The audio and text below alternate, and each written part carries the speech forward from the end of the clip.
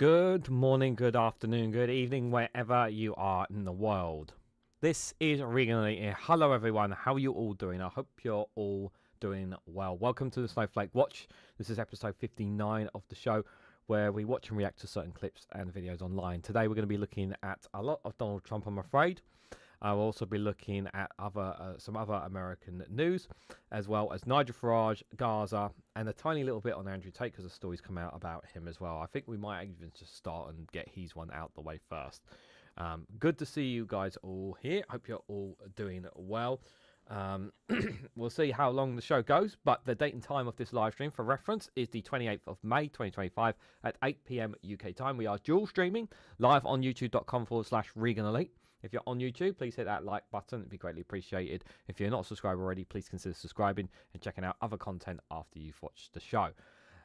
If you're on twitch.tv/Reganelite1, hello and welcome. Don't be afraid to say hello in the chat. And I just realised I haven't even got the chat open. How rude of me. And while I'm doing that, make sure you hit that follow button, because when you hit the follow button, you'll be notified of when I go live on twitch.tv/Reganelite1. And also, when you hit you'll be notified whenever you hit the bell notification icon, whenever you're on there as well. Good evening, Jao. Hope you are doing well, my friend. Good to see you there lurking in the chat. And anybody else who may be lurking in the chat as well. I've noticed this week, before we get going, I just want to point something out, that I've noticed this week it's been incredibly quiet on my channel. In terms of viewers, in terms of comments, and even the subscribe count has stagnated. I've never seen it been this quiet on the channel this week. I'm hoping it's just because of half term. That's the only reason why it's so quiet.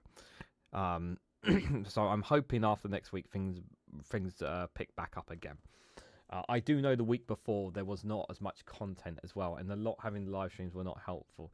But yeah, this week has not been very good in terms of numbers, shall we say, unfortunately. But we always, like anything, you have your ups, you have your downs, you have your good days, you have your bad days. So we just take it as it is. So for those of you who are here and giving your time to watch and support me, thank you very much. I do appreciate it. So before we actually start on serious news, I've got quite a few funny videos, but I wanted to share this funny one first, guys, before we get into the serious stuff. Just because we're not actually going to discuss it, but I just wanted to share it with you just because I thought it was funny. This AI generated video about the about Trump's plan for the Golden Dome for America. I don't think this is exactly what it's supposed to be. But I just wanted to play it here. I'm pretty sure this is an AI generated video, just for reference as well. But I wanted to share it with you guys anyway. I am proud to announce the Golden Shower Dome for America. We will be using state-of-the-art cannons to spray a constant stream of urine over our homeland, thus forming an impenetrable defense system capable of intercepting missiles launched from space or the other side of the world. When operational, it will only cost $175 billion a day. Our cities will now be covered in a beautiful yellow haze, a small price to pay for our safety. The mainstream media likes to spread vicious lies about pee. It's just water, just a little saltier.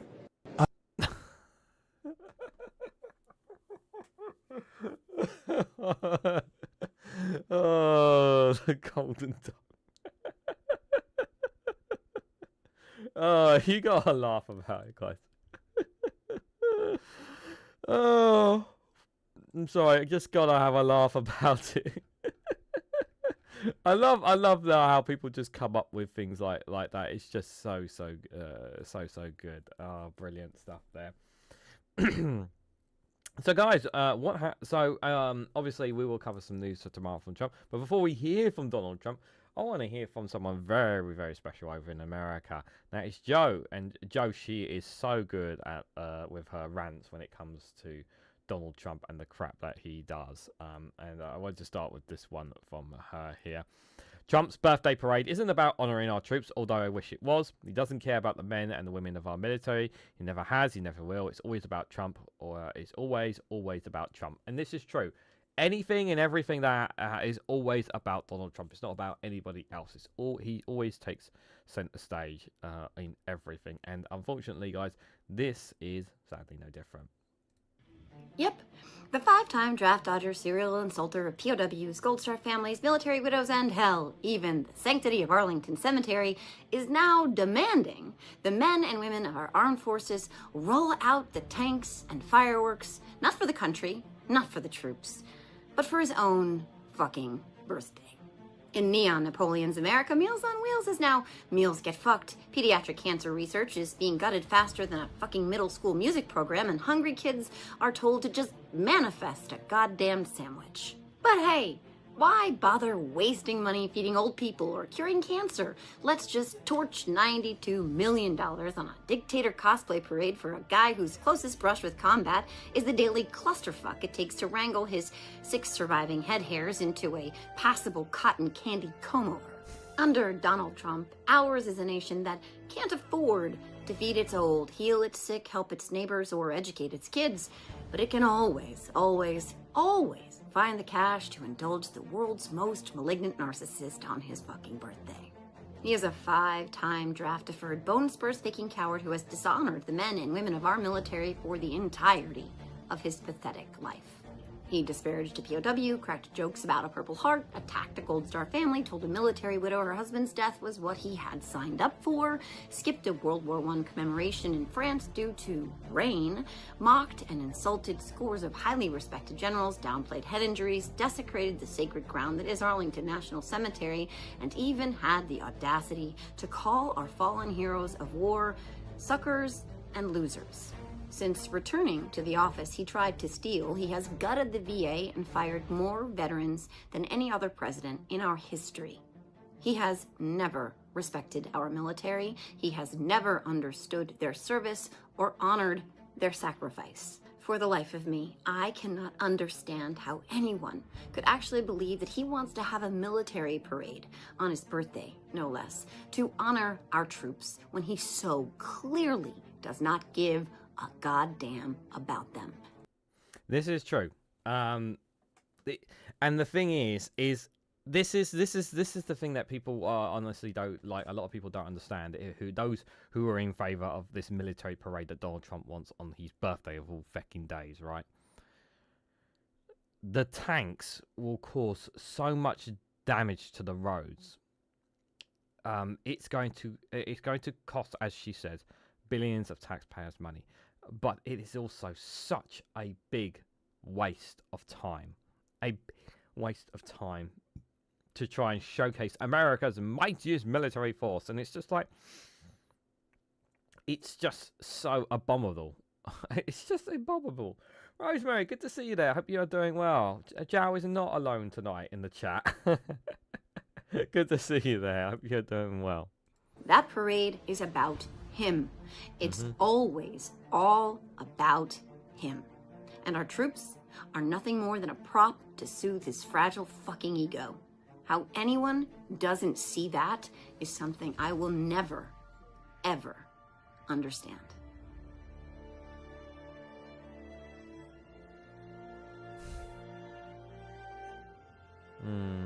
Yep. Yeah, he unfortunately, people out there buy into his shit. That's the reality. They buy into it. No matter how ludicrous it is, they will still buy into the belief. So let's start listening to what the orange mouthpiece has had to say. This is him at a press conference today. U.S. President Donald Trump said he is very disappointed by Russian strikes on Ukraine during negotiations. And I'm like thinking to myself, like, have you not been paying attention? Like, have you not been paying attention for the last couple of years? Like, did you, like, what are you doing that's going to make Vladimir Putin and Russia stop attacking Ukraine? Nothing. All you've done is suckered up to Putin. You've slandered the Ukrainian president, and what he says this in his video. He blames that none of this war is because of me. It's because of Biden. It's because of Zelensky, and it's just like how thick are you to not realise who started the bloody war in the first place. It's just mind-boggling. Good to see you there, Dave McGuinness. Hope you are doing well. Russia, Mr. President? Please. Do you believe the Russians are being disrespectful when they say that your criticisms of Putin are simply an emotional response? And do you still believe that Putin actually wants to end the war? I can't. I love the way she puts the question to him in such a, because she has to say it in such a way that doesn't antagonize the orange man as well. Tell you that, but I'll let you know in about 2 weeks. Within 2 weeks, we're going to find out very soon. Why 2 weeks? What's the more? Why we have to wait even more? Something's going to happen in 2 weeks. Okay, what's going to happen in 2 weeks? Are you going to impose more sanctions? You're going to have a friend. You're going to have an angry phone call with him. Are you going to post on Truth Social? How dare Putin not stop firing on Ukrainians when I kindly asked him to do so? We're going to find out whether or not he's tapping us along or not. And if he is, we'll respond a little bit differently. But it'll take about a week and a half, 2 weeks. We have Mr. Witkoff is here, who's doing a phenomenal job. Yeah, he's doing such a phenomenal job. Yeah, he's doing a great job. Right. Dealing with them very strongly right now. They seem to want to do something, but until the document is signed, I can't tell you. Nobody can. I can say this. That I'm very disappointed at what happened a couple of nights now, where people were killed in the middle of what you would call a negotiation. I'm very disappointed by that. Very, very disappointed. Very disappointed. He's so disappointed in Putin. I'm so disappointed in you. I'm so disappointed that you attacked Ukrainians in this war. It's just embarrassing, guys. So embarrassing. And this is the most embarrassing one out of all the questions, to be fair. This one. So a reporter asks, when could the administration resume interviews for foreign student visas? Trump says, on what? The reporter says, foreign student visas. Trump says, for the French? No, reporter says, for all the foreign students. What are you referring to, foreign visas for what? So we covered the story yesterday on Snowflake Corner about the Trump administration is changing the way foreign students can apply for visas. So what they have done is they've contacted all the embassies, all the US embassies, and they basically have said that basically what they want to do is vet all potential foreign students coming to the US. Their social medias need to be vetted. Now you can guess why they want to do this. It's basically a case of they're not saying this outright publicly. They're kind of just trying to play in the grey clouds. But basically, the whole point of it is basically, oh, you said something negative about Donald Trump, our great glorious leader. Denied. That's basically what it's going to be. Or if they said something bad about Israel or what Israel have been doing, denied. Again, that's basically what it is. Like. And this is going to not just hurt like Harvard University, but so many colleges and universities that get so much money from foreign students. It's the same, and you know, here in the UK, in particular, a lot of universities here have been doing a lot worse ever since Brexit, and we've seen the repercussions of it because they are struggling because they don't have the same foreign students that they did, the same amount of foreign students that they used to have had. They've lost a lot of funding. And the Conservative government were constantly saying, oh, well, you can just get more UK students. And it's like, well, they don't have the money like the foreigners do. Anyway, let's hear what he says. But you could just tell, but there's another thing I want to point out at the end of this clip as well. When could the administration resume the interviews for foreign students' visa? When do you think your administration could resume these interviews? On what? For the foreign student visa. Yesterday there was... for the French visa? For the French too, but all the foreign students. Oh, for the foreign visas? What are you referring? Foreign visas for what? Are you talking about for colleges? College okay, so you're off of Israel. Now you're talking about colleges, right? Yes, now. Okay. Well, we're going to see. Look, Harvard has been a disaster. Like the point of this clip here is to remind people again, Donald Trump is not in control of anything that is going on in this administration. He is literally just a public figurehead, at the forefront of it. to make it look like that everything that the Trump administration is doing is bad, it's because of Donald Trump. No, it is people who are pulling the strings behind him who are the ones who are doing this. And it's not just one string. I believe it's multiple strings who are pulling things behind him. Trump has, the way you could tell by Trump's reaction, he doesn't know what's going on about the foreign visa thing. And then you can tell he immediately pivots to the Harvard situation there. He doesn't know what's going on. He doesn't know some of his major policies. And this is you have to remember, when you hear Trump, whenever Trump gets questions like these and he doesn't know how to respond, and he vets away to something else, it means he has no idea what he's talking about. So he'll try to go to something that's closest related to it.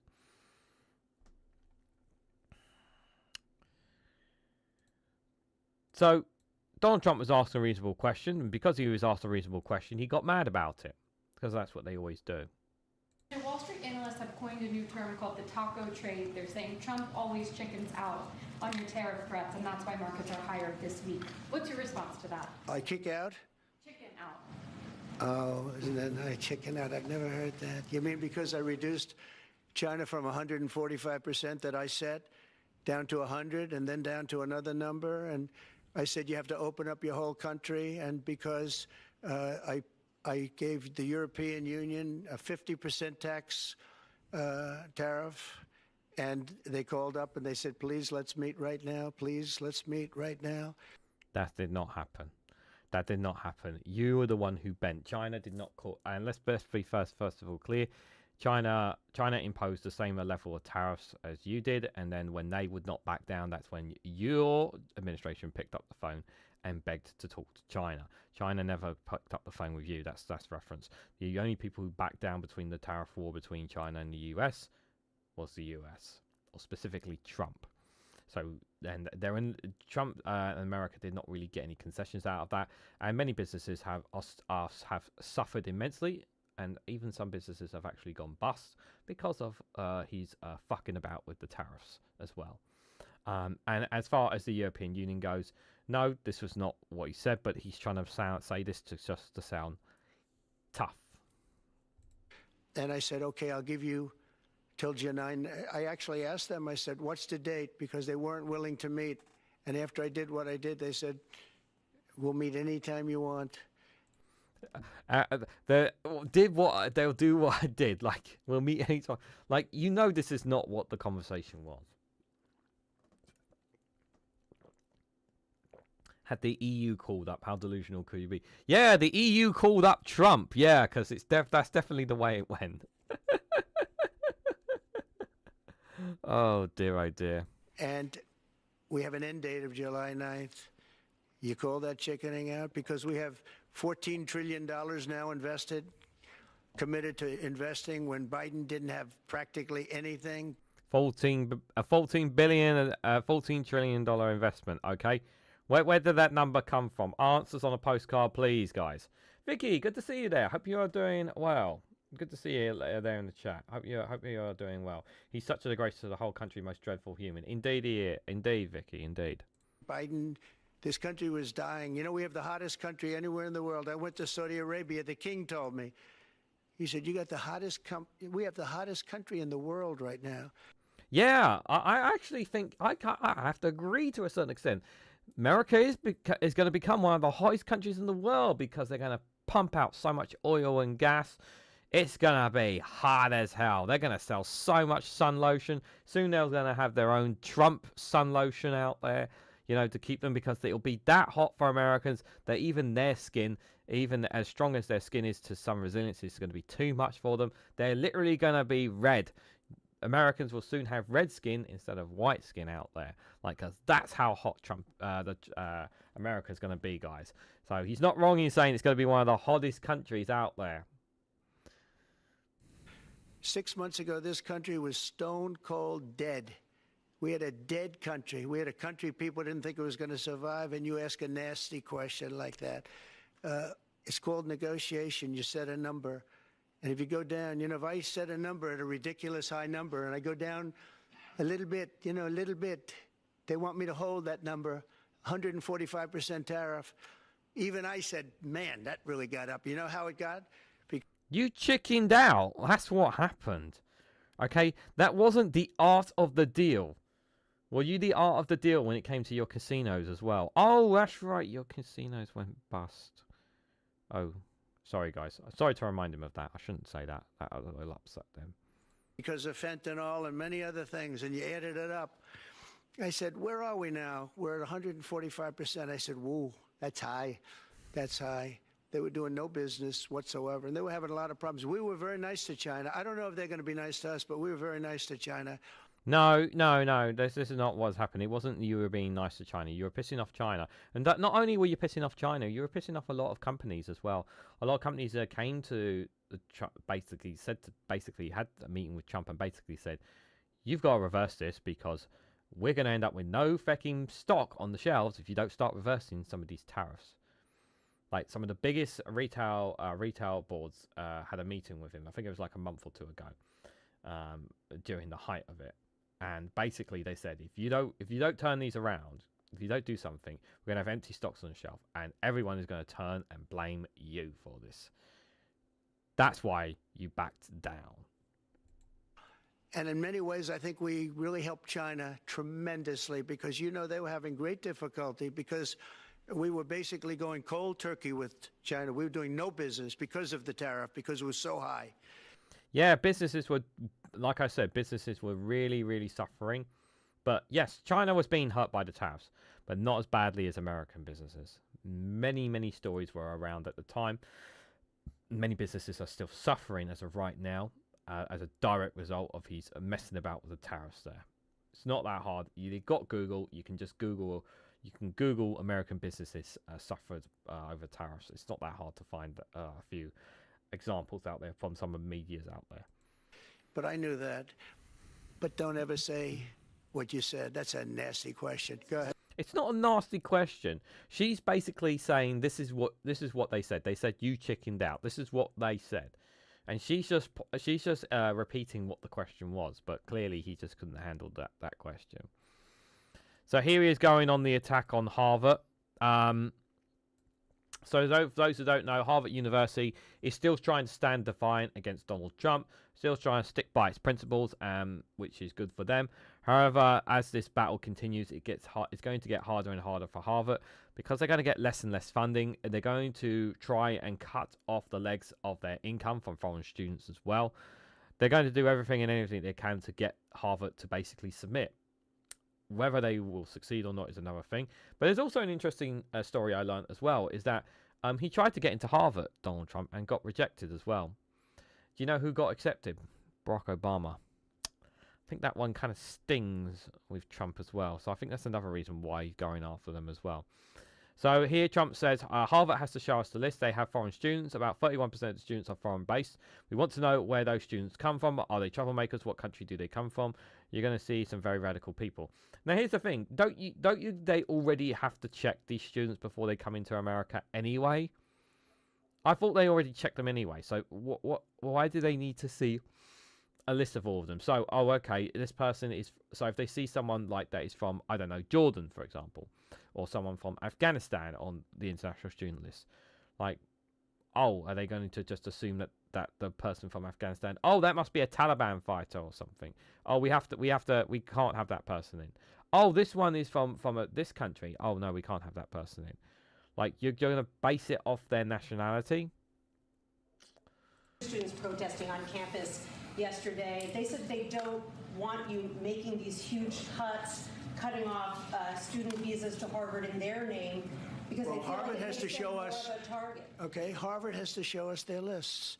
They have foreign students. About 31% of their students are foreign-based. Almost 31%. We want to know where those students come. Are they troublemakers? What countries do they come? And we're not going to, if somebody is coming from a certain country and they're 100% fine, which I hope most of them are, but many of them won't be, you're going to see some very radical people. They're taking people from areas of the world that are very radicalized. And based on what he covered himself a little bit there because he said they're not all certain countries are all troublemakers, which is good. But he's creating that perception that certain countries from certain people abroad are dangerous, that they're troublemakers. He's not outright saying we want to stop foreign students. We just want to stop the bad ones coming in. But it's like, how do you decipher who are bad students and who are not bad students exactly? And we don't want them making trouble in our country. So trouble basically as in if there are people who have criticized the Trump administration or have criticized Israel or Netanyahu in any way, shape or form. That's what he meant, yeah, as well. I saw yesterday that in the middle of the UK, there was a nice young man. He wants to go back to school at Harvard, and he looked good to me, but I want to check his past. But we want to be able to see why, these countries aren't helping us. They're not investing in Harvard and all of we are. So why would 31%, why would a number so big? I think, number one, I think they should have a cap of maybe around 15%, not 31%. We have people want to go to Harvard and other schools. They can't get in because we have foreign students there. But I want to make sure that the foreign students are people that can love our country. We don't want to see shopping centers exploding. We don't want to see the kind of riots that you had. And I'll tell you what, many of those students didn't go anywhere. Many of those students were troublemakers caused by the radical left lunatics in this country. All right, one more question. Well, yeah, because of course you have to blame the radical lefts and Joe Biden's for it. Jal says American universities will suffer as a collective, not just Harvard. Think about what happened to the UK after 10 years, after Brexit, 10 times more. Yeah, that's 100% true. Yeah, there are still Harvard's obviously the main center of attention, but yeah, there are other universities that are suffering as well. Areas of the world that are very radicalized. Does he mean the US? No, he doesn't mean the US, but we imply that the US is. Rosemary says, Jow, it's the same thing. UK universities going bankrupt due to isolism and hostile environment. Yep, that is true. The UK universities are not doing well at all. They've been doing terrible. They've been doing really bad. It's not just Brexit that harmed them. Obviously, they never recovered. Obviously, they had the period of the pandemic. And because of Brexit, it made, after Brexit and then after COVID, it was just like, we can't go back to what we had before because we just don't have the bodies that we used to have there. He's claiming on Harvard they're taking $5 billion, and he'd rather see that money going to trade schools. Everyone is coming up to me saying, we love the idea of trade schools. With that kind of money and money from others, the money you could show them, you could have the best trade. See, look, Harvard has been a disaster. They've taken $5 billion plus. $5 billion. Nobody knew that they were making this kind. If we didn't do this, we would have never found this out, Pam. They're taking $5 billion. And I'd rather see that money go to trade schools. And by the way, they're totally anti-Semitic at Harvard, as you know, and some other colleges, too, in all fairness to them. Yeah, because he has to throw that in there, obviously. And it's been exposed, very exposed. And I think they're dealing very badly. Every time they fight, they lose another $250 million. Yesterday, we found another $100 million. And they have a fund, an endowment, $52 billion. All right? They get a lot of that from the United States. And I think it's ridiculous. I think everyone's coming up to me saying, we love the idea of trade schools with that kind of money and money from others, but money from them. You can have the best trade schools anywhere in the world. You give them to Iowa, Indiana, lots of good states, well-run states, and you give them the money. They can only be used for trade schools, and they'll teach people how to build motors and cars and AI, the AI, we're building plants, we're building hundreds of billions of dollars worth of AI plants, already started, many of them. We've never had a boom like we're having now. You're going to see it. Yeah. We're going to see the boom, guys. The boom's coming, guys. It's coming. It's just coming at some point. Mithril, good evening. Hope you're doing well, buddy. Yeah, the boom is coming at some point, guys. I just don't know when. Interesting one here, this one on Iran here. No trust. I just want a very strong way it can go in the inspectors, that we can take whatever we want and we can blow up whatever we want. I don't think the Iranians are going to allow this. I'm just putting this out there, guys. Appropriate. We're having very good discussions with them, and I said I don't think it's appropriate right now. Because if we can settle it with a very strong document, very strong, with inspections and no trust. I don't trust anybody. I don't trust anybody. So no trust. I want it very strong where we can go in with inspectors. We can take whatever we want. We can blow up whatever we want, but no. Do you honest like literally that just that alone before you even listen to the rest of it, right? Do you honestly think that the Iranian government, its leader, supreme leader, you know, who, by the way, they don't like Americans there. Do you think, oh yeah, we're going to let the Americans, who we absolutely despise, we're going to let them come in, let them take whatever they want, blow up whatever they want? Yeah, that's definitely totally fine. You honestly believe that? I'm just going to tell you guys, spoiler alert, they're not going to agree to that. Nobody getting killed. We can blow up a lab, but nobody's going to be in the lab, as opposed to everybody being in the lab and blowing it up, right? Two ways of doing it. Yeah, I told him this would be inappropriate to do right now because we're very close to a solution. Now, that could change at any moment, could change with a phone call. But right now, I think they want to make a deal, and if we can make a deal, save a lot of lives. In all seriousness, I do hope lives get saved and a deal is secured. In all seriousness, yeah, with them. But however, whether that deal will be beneficial to Iran or to the United States or to the world is another matter. I don't know if it's going to work, but I really don't. But because it's coming from Donald Trump, you got to take it with a pinch of salt. Everyone coming up to me saying he was coming up. He was the big man with tears running down his face, saying, "We need trade schools." Yeah, I know. You're booming all technology and science is running away from the US. I listen almost every day of the story of another American scientist relocating to a Portuguese university. Yeah, they're coming to the EU, and it makes sense for them because the money is there and they are able to continue the work that they're doing. Where they're working, a lot of them is being restricted by Donald Trump. Apparently, Donald Trump brought back $5.1 trillion from his Middle Eastern trip, guys. Can you believe this guy? What a president. He brought back $5.1 trillion. Like, that's amazing. Donald Trump. What a guy. And, oh, huh? Oh, okay. Pingu said he lied about it. That money, I went to Saudi Arabia, Qatar, and UAE, and we brought back $5.1 trillion. So I made that money in about 2 hours, the money that we're talking about, but it's still think of it, $300 billion. Yeah, 5.1 trillion.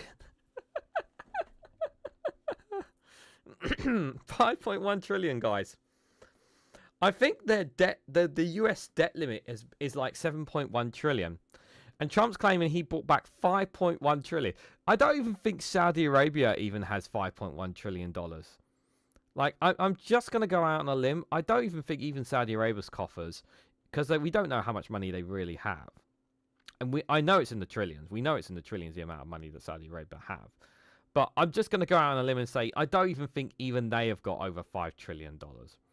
But maybe I'm underestimating the Saudis because obviously we don't actually know how much wealth they actually have because it's obviously it's not disclosed to the public. Spent with no checks, no balances. They just send cash. You can imagine what's happened to that money. I never saw anything like it in my life. But I'm more interested because I picked up $5.1 trillion. And by the way, got a beautiful, big, magnificent free airplane for the United States Air Force, okay? Oh, by the way, that's I had someone arguing in the comments like, oh, that train, that there's nothing wrong with the gift. It's not for Trump. It's for the United States government. It's like it literally says in the deal in the gift that it's to be transferred over to Donald Trump as once his presidency ends. It literally says that in the goddamn gift. It literally states that. Very proud of that too. They tried to say, "Oh, it's Trump's airplane." Oh yeah, sure. It's too big. It's too big, much too big. When can we expect that to be the Air Force One? Well, it's here already. Yeah. It's in the country. It's being refitted for military standard. How much will it cost to refit it? Oh, I don't know. Whatever it is, a hell of a lot less than building a new one. We're waiting too long from Boeing. Boeing has got to get its act together. Yeah. It's actually going to cost. So a lot of people have estimated that the cost is going to be extremely high to fit it over, but apparently that's what they're doing. But there you. Oh, Martin, good to see you there. I hope you're doing well. Apparently, the plane will cost $1 billion to debug and refit. Yeah, they need to debug it. Essentially, what a lot of people have said is that they actually need to completely dismantle the plane and then rebuild it from scratch because obviously of potential things that could be in the plane. Because it was gifted from the Saudis, which means that obviously it compromises U.S. national security, that plane. So that's why they need to completely rip it apart.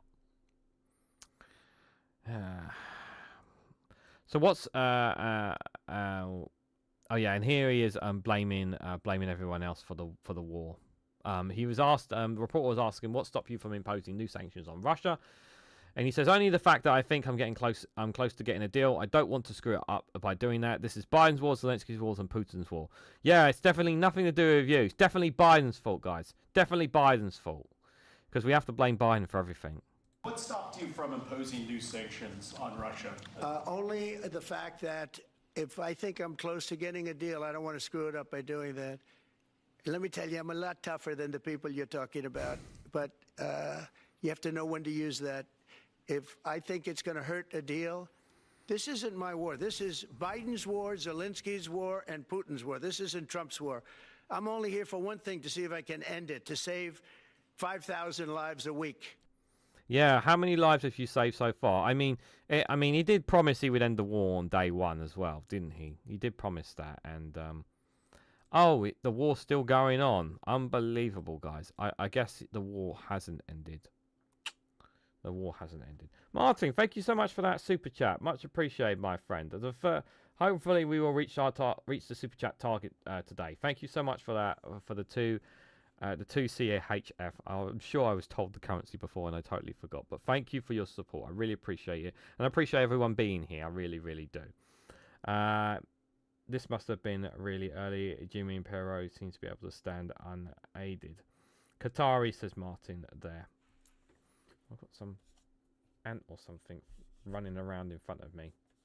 I don't know what that is. Trump, Europe, and not even informing you anymore of what we are doing, and we are doing a lot, says Jao there as well. It's too big. There are some words Trump has never heard of before. Yeah, there's a lot of words he hasn't heard of before. But even me, there are some words I've never heard of before.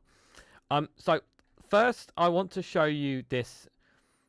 I want to show you just how disgusting of a person Caroline Levitt really is. Now, as some of you have seen, I know some of you have seen press conferences from different videos and clips here. But this clip really opened my eyes of just, like, we know that people in the Trump administration are nasty. We know some of them are really, really bad. But there's a moment in this clip that is shown to me that just blows my mind of just how racist Caroline Levitt really is. And trust me when I say that she is racist. You only need to watch and see for yourself. Unbelievable. Hatred has no place in the United States of America under President Donald Trump. It's crazy that she says shit like this and she can't even stand next to a fucking black officer. Look at her. She's gonna point at him because she doesn't want him next to her. He goes away. And then look at the face that she makes at the very end. Right here. Look at her. What a disgusting human being. Look at that bitch face that she makes. What a fucking disgusting woman. Like, all because he's a black officer. Because he's a black person. I'm gonna mute it just because, but just watch this again. Like, literally, like here it is, right? Pointing saying, someone please get the black man away from me. What the fuck is wrong with this person? Like, what is wrong with this person? It's just shocking. Absolutely shocking. Absolutely disgusting. Disgusting. I actually might send this clip to Max as well. It's just absolutely disgusting. It actually boils my blood as well a little bit, guys, because because the officer here, I don't know the officer, I don't know his name, I don't know his story and background, right? But I feel so sorry for the officer because he has an important role, an important job, and he is literally just doing his job like any other American would be, and he's being treated like this simply because of the color of his skin. And I cannot imagine what he was going through in his mind when this happened. I just cannot imagine it. I generally feel so sorry for this man that he's just literally doing his job and he stepped back simply because she did not want a black person near her. And I hope somebody calls this out more in the future, because I really, really do. It just so infuriates me so much. I can guarantee that officer has done more in his life than she ever will. Oh, absolutely, Mithril. Absolutely. Absolutely. Thank you for the super chat, Aliston Kier. I much appreciate it. All hold DRP. Thank you for the super chat. Good to see you, buddy. Hope you're doing well. Good to see you there, Ruth, as well. Hope you are doing well. But yeah, I'm just boils my blood, like. And the officer there, look, he knows, and he's been told to step back as well, and it's just, she just doesn't care. She's like, oh, thank God. Like, in her mind. And it's like, what that, like, just absolutely fucking disgusting. Absolutely fucking disgusting, guys. I just, that's all I can say. It's just fucking disgusting. Speaking of absolutely terribly disgusting, here she is again. Caroline Levitt says, electricians and plumbers, we need more of them in our country, and less LGBTQ plus graduate mayors from Harvard University, and that's what this administration's position is. What? And the president is more interested in giving that taxpayer money to trade schools, in programs, in state schools, where they are promoting American values, but most importantly, educating the next generation based on skills that we need in our economy and our society. Apprenticeships, electricians, plumbers. We need more of those in our country and less LGBTQ graduate majors from Harvard University. And that's what this administration's position is. And we also are not going to tolerate the illegal, criminal, anti-Semitic behavior that we saw take place at Harvard and many other college campuses across the country. What a load of tripe. LGBTQ graduates. What on earth are you talking about? Absolute load of nonsense. Smearing on a small group of people. I just don't understand it. It's just like it's just insane to me. And like, does she even know anything about electricians or plumbers? Does she even know? I bet she doesn't even know how to use a spanner, guys. It's just absolutely disgusting that like less LGBTQ plus graduates. Like, what is that supposed to mean? Honestly, what does that even mean? I just don't know.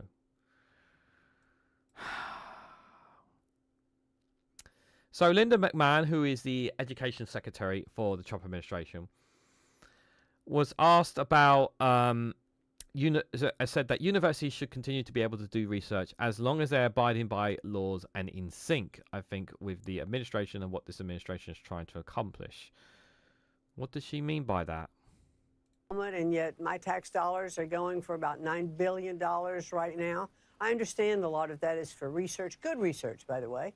And universities should continue to be able to do research as long as they're abiding by the laws and are in sync, I think, with the administration and what the administration is trying to accomplish. But Right there. With the administration, what the administration is trying to accomplish. So basically, it's saying get in line with the Trump administration, or we're going to defund you. Basically, that's essentially what she's saying there, guys. primarily abiding by the laws. And when we looked at different aspects of what Harvard was doing relative to anti-Semitism on its campuses, it were. Bear in mind, there was none of this. There was none of this before October the 7th, by the way. None of this was happening before October the 7th, by the way. Not enforcing Title VI the way it should be. And we had conversations with President Garber, and I expected that we would have more, but Harvard's answer was a lawsuit, so that's where we find ourselves, right now. But it is, I think the president is looking at this as, okay, how can we really make our point? And what are the things that Harvard and other universities are doing that we have to call attention to? And yet, call attention to for what? Like, so infuriating. Sorry, guys. Luckily, I took Gaviscon before I started the live stream this evening as well, so I shouldn't be having reflux problems tonight, guys. Wrestling Linda the more in the service, yeah. She was never a proper wrestler, by the way. Just for I want to put that on the record. I've been having a break, sort of, from UK politics, and then I was subscribed to so many American podcasters now. It helps me know what direction Mini USA, AK UK, is heading for, says Ruth. Ruth, it is totally acceptable to stop and step out of the political spotlight. It is good for your mental health to do so. Remember to step out of the limelight whenever you can, and gauge your mind to other things whenever you possibly can, because politics can obviously bring you really down mentally in the mind. So yes, if you need to take those breaks, I'm not just talking about my channel, but any political channels for that matter, you do that, because your health and your mental health is your utmost priority. And I say that to anyone in the chat who is here. And just a reminder, speaking of mental health, I am doing a mental health live stream next week, guys. Next week, Wednesday, we are doing a mental health live stream. So if you guys want to join me for that I believe it's next week, Wednesday, the 4th of June. It is a 4th, isn't it? Yeah, 4th of June. Got it calendar here. You can join me for that as well. And I appreciate you being here, and anyone being here, as well as Billy Kershaw. Good to see you there, Billy. Hope you are doing well. Fellow Badger. Yes, fellow Badger. Vicky says, Boxton, Brian is worth a view as well, and he loves to have good guest content and providers on. Oh, lovely. I'll definitely check that out. Thanks for that, Vicky. We all need a detox at times, says Rosemary. Absolutely. Detox is very good. I mean, I've been on holiday for a week, so I'm still not fully caught up with everything political, to be fair, as well. Totalitarianism regime, says Rosemary as well. Yeah, it is indeed. Unfortunately, going to hear a little bit more from her, I'm afraid, guys, here. And she's so smug as well. By the way, guys, she's a totally different person to her time when she was in WWE, like, decades ago. Like, I think she had, like, a face transplant as well, because she doesn't even look like the same person anymore. Like, she's totally changed from what she is here. So CNBC asked, do you believe that the government needs to be looking at social media accounts of every foreign student that comes in? Is that really what we want the government involved with? Now, here's my 2 cents on social media. Now, I know that when you apply for private companies, they can ask you to look at your social medias and whatnot. And yeah, that can be problematic for certain. That can be problematic for certain certain companies and certain things. But the government, now it's obviously different with the government, of course, because obviously if you have a position or a fault on a certain policy or certain thing that is said by Donald Trump or by Israel or whatnot, and the government sees you saying that, like I talked about earlier, they could use that as a means of saying, oh, you could potentially be a threat to the Trump administration, or you're anti-Semitic, we can't allow you in. And this is they want to see what you are saying. They want to know what you are saying, what you are talking about. They want eyes on you, not just in your daily life, but on your online life as well. This Trump administration, they want to know what you're doing. They want to know what you're saying. They want to know what you're up to, basically. They don't want they don't want you hiding things that they need to know about you. I know that everything's a negotiation. I think with President Trump, and I think he stakes out some positions that maybe, that he would soften if he saw some movement on the other side. But do you believe that every foreign student that comes, that the government needs to look at, their social media accounts to see if they're suitable? That's the kind of stuff that it looks like. I know companies can do that. They can hire whomever they want. They can look at social media history, et cetera. But is that really what we want the government involved with in whether a foreign student is able to attend an American university? I don't know what the criteria are that the State Department or the Secretary of Homeland Security are setting up in terms of vetting students, but I think the president certainly had great concerns that there are foreign students, not everyone, but there are foreign students who come to this country, I do believe, who help create this unrest. They're activists. This is the narrative of always. There is always some where they say, oh, it's only some of them. We need to check. We have to check everyone because there may be some of them that may be a threat. This is their excuse to say that. This is their excuse to get past it, to basically say, look, it's not that we don't trust foreign students. It's just we need to check all of you to make sure that you're all good, because we do believe, because there are some bad apples, but we know some of you are good apples, but we need to assume that you guys are bad apples too, so we need to check you guys too, is basically what she's saying. To come in. I think there are professors that are hired and brought in who are teaching ideology more than they are the subject matter that perhaps parents who are sending their students to these universities expect. And so I think you start taking a hard look across a broad area, and then you can start to see where it is you really do need to focus. So I don't know what the criteria that the State Department is looking at. I'll leave that up to them. But certainly having an understanding of what students are coming into our country, what professors are being hired, what their backgrounds or ideologies might be, I think is a fair assessment to bring them on campuses here to teach the students who are going to the universities here in our country. She doesn't know much. That's why she's there, says Vicky. Yeah, she doesn't know a lot. From all the times that I've heard her speak, and it's not often that I've listened to her speak, but from the times I've had, she sounds pretty useless. Which is why she's in that role, as you rightly pointed out. That's why she's in that role. Red's under the bed, says Rosemary. Yeah. I'm just back from having a meal and a bottle of wine, so that's my excuse. Bottle of wine does a lot of things, so that definitely helps it as well, Ruth, there. The Evil Foreigner, how 1933 of them. Remember, kids, ideology means teaching how to think in Trump's America, and who needs thinking when Daddy Orange tells us everything, apparently.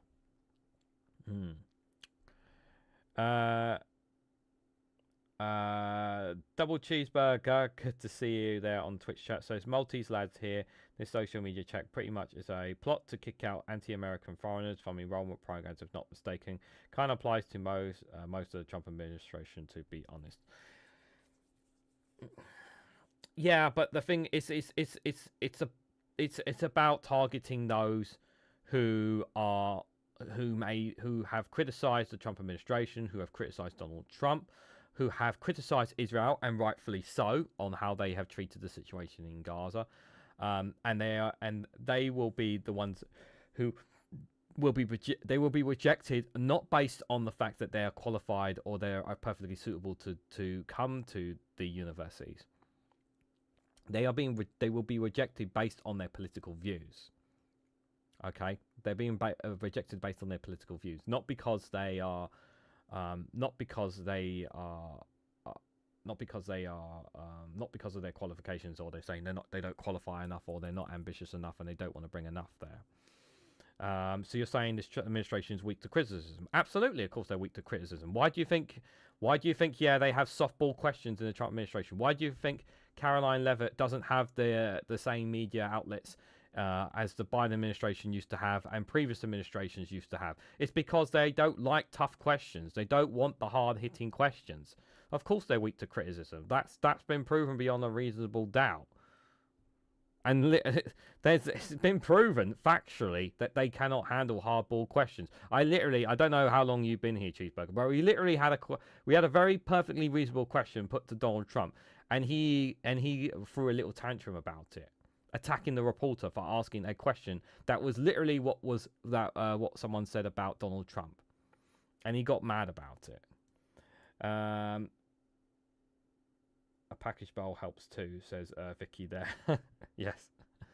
So this is Caesar says the only way to push back on this is for Democrats to be really clear that if we win back a majority, we aren't going to just let bygones be bygones. We have to go and investigate who paid Trump, who paid Musk, who made the money off these pardons, because that's what really matters.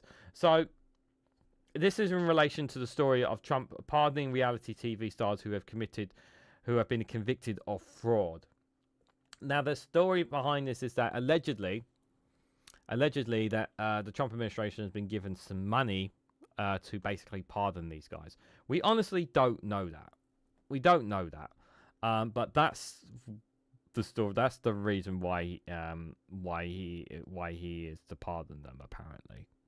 That he wants to set up a system where he and his billionaire buddies and anybody that supports him get to run the show, and everybody else doesn't get a say, doesn't get to ask questions. And to me, that doesn't sound like the democracy that we built America on. It sounds like creeping authoritarianism. And so the only way to push back on this is for Democrats to be really clear that if we win back a majority, we aren't just going to let bygones be bygones here. We have to go and investigate who paid Trump, who paid Musk, who made money off of these pardons, because that is really serious, and we can't just move along as if this is business as usual. Well, the problem is that we can't do anything because A, the Trump administration have the control of Congress, B, they have the control of the House just by a slim majority, they have control of the Senate as well. So what can the Democrats really do? They are very limited in what they can do. They can shout and scream about it, but they can't really do anything about it. Here he also says the congressman knows that this is the biggest Medicaid cut in American history. It was discovered right before they passed the bill, and that is also the biggest Medicaid cut in American history. So we can't let these Republican members of Congress go and lie. So one of the members of Congress, and if you guys watched the Good Morning live stream, you would have seen one of the news ads popped up. I think it was from the Associated Press, where one Republican congressman was basically taking questions. And we're going to see a tiny little clip from this that they're going to play here. You guys remember the big, beautiful bill that got passed, and I think it passed by one vote. I think it was by one vote it passed. That's how tight it was. That basically means that more people are going to be worse off, and this is quite fascinating. So I'm going to play the clip, but I'm going to pause it when it gets to the congressman who was taking questions from his constituents here. Very interesting. And he made this admission about that piece of legislation. Take a listen. This provision was unknown to me when I voted for the bill. Medicaid cuts. We cannot and will not cut Social Security, and we, for the most part, protected Medicaid. This is a Republican, Mike Flood here, in Nebraska, saying this after the big, beautiful bill passed. And obviously, his constituents are absolutely furious with him. And he's saying, I didn't know that was in the bill. I didn't know, guys. I didn't know. Even though everyone was fucking saying it days and weeks before this bill was even put to the floor. Everyone knew. And here he is, blatantly lying to his constituents, saying, I didn't know. Unbelievable. The charlatan is just unreal. I wish I could find the rest of this clip to just hear the because I would be so angry. So angry with this man right now. So it's already passed the House.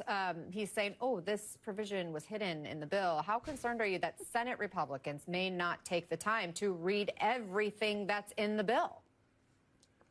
These guys, they either act ignorant or they lie. This congressman, my esteemed colleague, he knows that this is the biggest Medicaid cut in American history.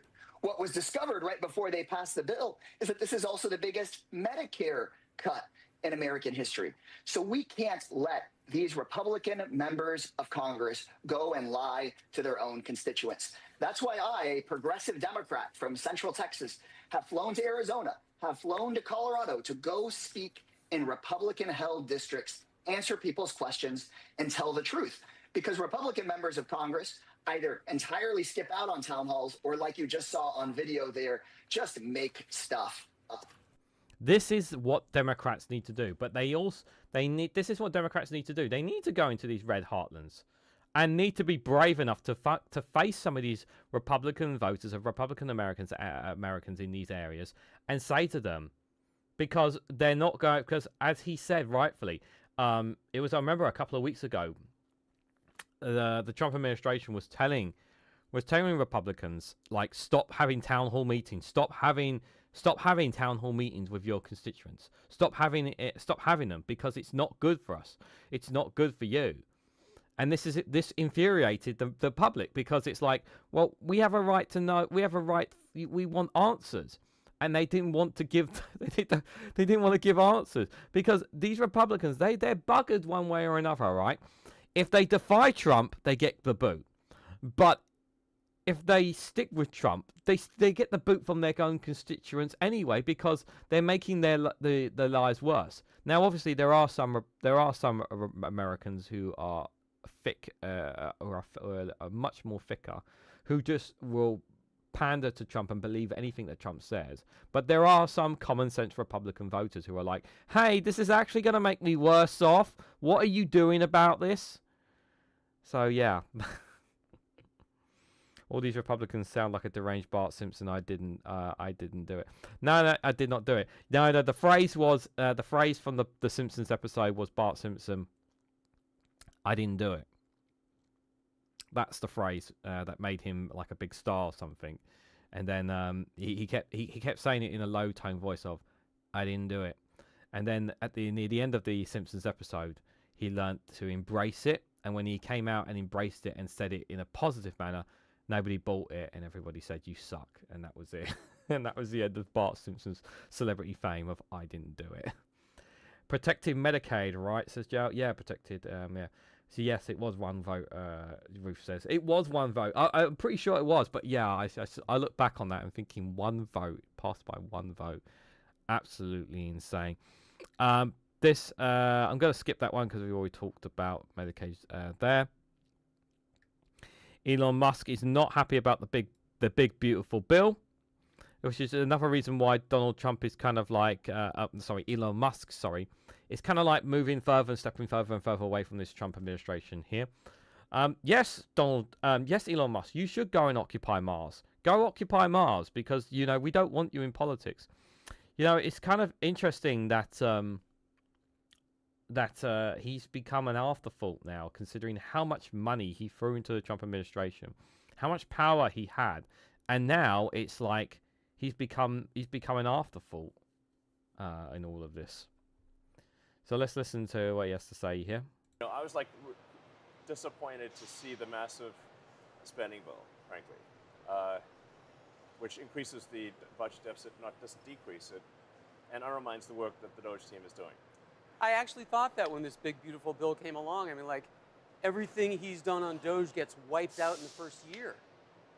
I think a bill can be big or it can be beautiful, but I don't know if it can be both. My personal opinion. Yeah, I mean, he's like but off camera, he's not happy about it because it literally just undermines everything that he was doing and the Doge team were doing as well. So yeah, that's not ideal there.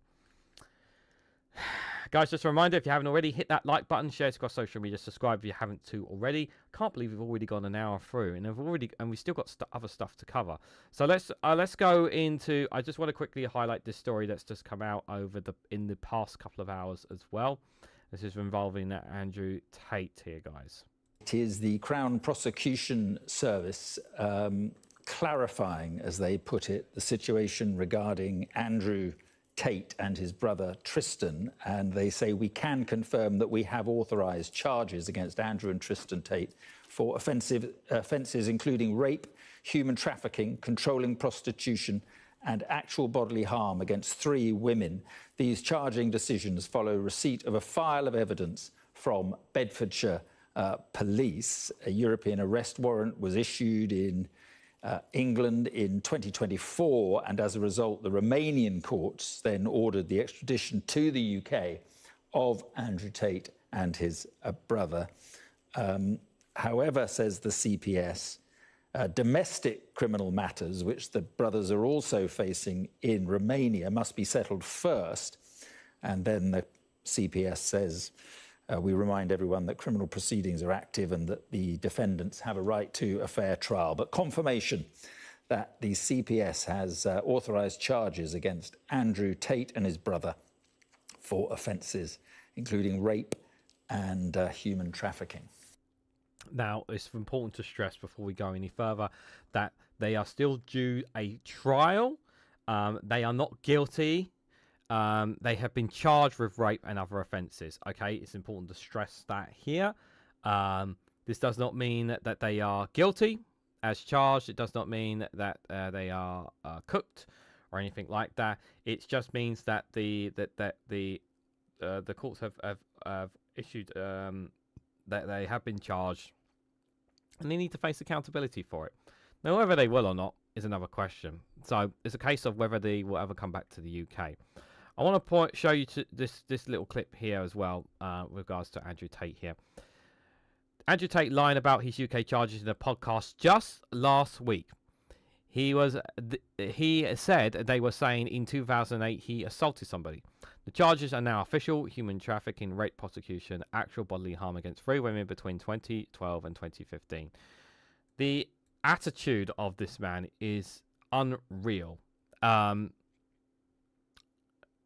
the thing is that if you've got and I've always said this, guys, about this, if you've got nothing to hide, if you are innocent, face the courts and show them that you've got nothing to hide. But if you won't face the courts, if you won't face the law and the system, then you're showing yourself to be guilty. Now, I'm not saying that he is guilty, because he does have to still face, because he still has to have that case in the courts. Yeah, he still has to be proven guilty beyond a reasonable doubt. Okay, but what he says here is just like, how can we take what this man says seriously when he's been charged with these? It's just insane what you're about to hear. England now has some British case against me. They're saying in 2008 I assaulted somebody. I don't know if it's a man or a woman. Doesn't even say. On the arrest warrant, it says 2008 assault. That's it. No time, no place, no person, no when, no where. Imagine I told you 15 years ago you assaulted someone. And you defend yourself. Like, did I? No, well, you're like, who, where, when, what? But you know what you don't even have a clue what they're talking about. Yeah, because they definitely would do something like that to somebody. Like, yeah, they definitely would do something like that to him. Like, and I'm not going to show it here, but if anybody ever wants to see it, I don't want to. I've got it in my bookmarks on Twitter if you ever want to see it. But there's literally a clip of him literally beating a woman, like hitting her, and she was in fear. This was on camera as well. Tells you a lot about Andrew Tate. So if you ever think that Andrew Tate is a good man or whatnot, I will send you the link to the clip on Twitter. You can watch it and judge it for yourself what you kind of and not just by things that he has said. I always say that actions speak louder than words, and the actions that I saw of him there tell a very different story to the kind of public figure he paints himself as. It's excellent that the Tates ran away, because this way they will be banned from entering the EU, all of it, not just Romania. Yeah, but it means they'll be stuck in the US. I do wonder, though, that if a different administration takes over from Donald Trump, would they still allow the Tate brothers to remain in the US? I think that's an interesting question worth asking there as well. So, guys, I think we need to take a little break from all of this before we head. But before we hear from the Frogman, I think we need to have a check-in with Donald Trump, guys. A proper weekly check-in, you know, and you know, we have to obviously listen from the residential expert Maggie Reed, who does her weekly check-in on Donald Trump. So let's just see how Donald Trump's check-in went today, guys. Hey, Donald, buddy, it's time for your weekly check-in. How you doing? Are you giving me the silent treatment? Donald, can you talk to me? Why? Because I'm trying to help you. And I don't care. Can we talk about this? Can we talk about this? I don't appreciate you repeating me. Whatever. You're acting like a child. Pretty much. Well, you've been acting a lot like this. I saw your press conference with the president of South Africa. He had to gentle parent you through an entire tantrum on live TV. I didn't like it. I didn't like it. Well, how do you think the president of South Africa felt? You were obnoxious and lying as usual. But you know what? That's what I wanted to talk to you about today. Your constant and relentless lying. It's getting really bad. I understand that. How often do you think you lie? I mean, sometimes. Sometimes? A lot. If you had to put a number on it, what do you think that would be? Like so big that nobody can calculate it. Okay, well, that's the truth. That's a start. That's not very much. Okay, well, just this week, you lied about your one big beautiful bill, your relentless corruption, and your disregard for the Constitution. How can you be so deceitful? It's very complicated. And yet you keep doing it. Is that because deep down you know that without lying you would have nothing and be nothing? That's okay. You think it's okay to lie about your entire existence. Well, I think that's pretty sad, and you should stop lying. I just can't do it anymore. You're right. Oh, really? It's done. I feel like you're lying about not lying anymore. I started making changes. Are you talking about the last 10 seconds of our conversation? Donald, you're a habitual liar. It's going to be a lot harder to stop than you think. I don't think it will be. See, again, you're lying about not lying anymore. Fine. So be honest, you're going to keep lying. A little bit more because there's so many more. Surprise, surprise. By the way, how's whistling practice going? Great. Well, that's another lie, isn't it? I'll see you next week, buddy. God damn it. Oh, God damn it. God. I feel sorry for Maggie having to check in with Donald Trump so many times. You know, it really is a pain in the ass for her. It really is a pain in the ass for her. So, guys, let's talk about the Frogman. No, not that Frogman. The leader of Reform UK, guys, Nigel Farage. So Nigel's been saying a lot of rubbish, and is Reform UK a working class party? Are they sort of on the left sort of thing? Not really. Like Ollie Dugmore here on LBC. I think it was yesterday or the day before. He was on the Ian Dale show, and the question was asked: is Nigel Farage the voice of the working class? And well, I think the way Ollie put it pretty summed up quite a lot of things here, guys. Is Nigel Farage of 10k a year Dulwich College a voice of the working class? Is Nigel Farage, former metals trader, a voice of the working class? Is Nigel Farage the leader of a political party that until very recently was just an incorporated business and had none of those mechanisms of internal democracy, a voice of the working class, bankrolled in fact by several billionaires, one of whom is the deputy leader? I think he's a millionaire, not quite a billionaire, Richard Tyson, says that property portfolios, a property business is steeped in his family's blood. Is that a voice of the working class? I would hesitate to say no, but also I would say in the question, you know, are the two things mutually exclusive? Just because you're a populist, does that mean you can't be the voice for working people?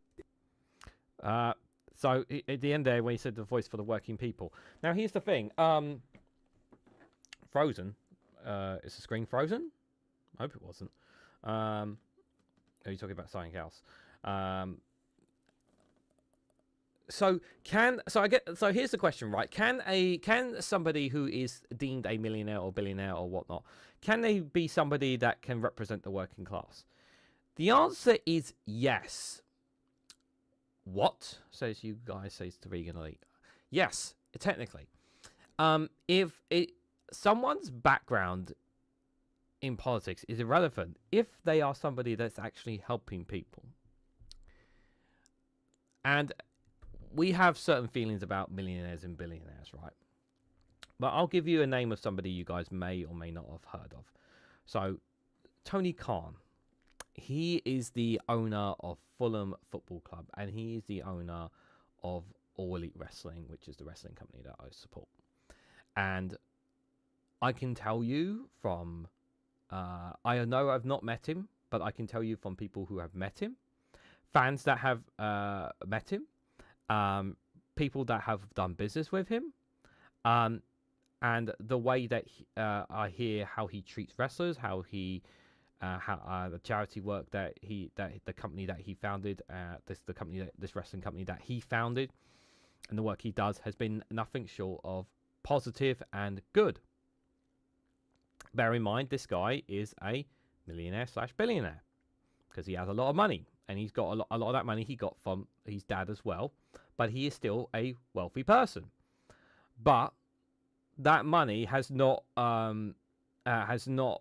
unlike a certain other businessman in wrestling, that has not stopped him from being human. And I bring that analogy up because I think that analogy is kind of similar to what Ollie is saying here. Now, if Nigel Farage actually was, he says that he is representing the working people. Well, if he actually represented the working people, he would be implementing policies that would benefit working people. Now, just because you're coming out and you're saying you're going to remove the 2-child benefit cap or you're going to bring back the winter fuel payments, that doesn't necessarily mean that you are automatically left-wing. That doesn't necessarily mean, all of a sudden you're for the working people. That doesn't prove that. Something Keir Starmer said when he first arrived in number 10 Downing Street was actions, not words.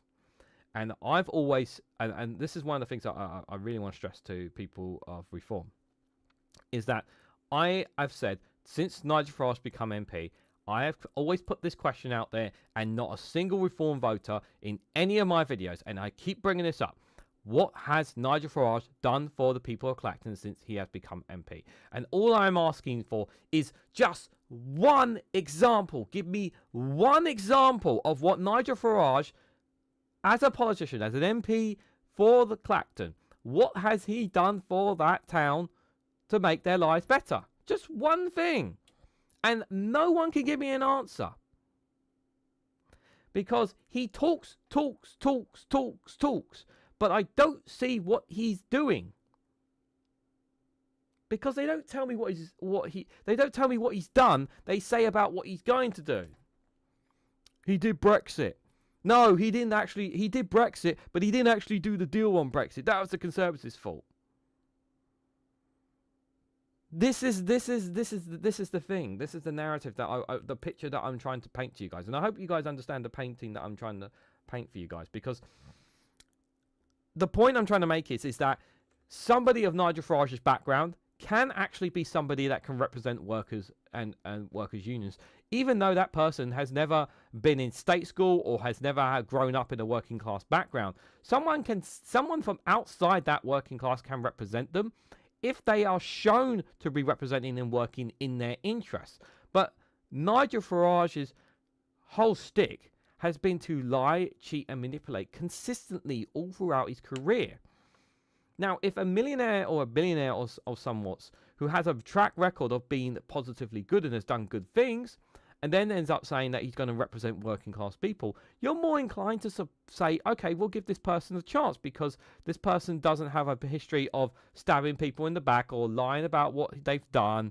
They've been open and honest about things. So technically, somebody who has never been in a working class or has never worked in working class can represent them if they can show to be that.